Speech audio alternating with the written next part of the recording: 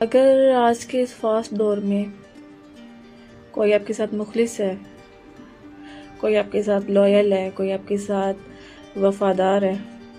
तो कोशिश कीजिएगा कि सब कुछ खो दें, सब कुछ ख़त्म हो जाए, लेकिन वो इंसान कभी भी आपसे अलग ना हो। आखिरी सांस तक उसको संभाल के रखिएगा, क्योंकि आजकल पैसे से हर चीज़ खरीद सकते हैं हम, सिवाय मुखलिसपन के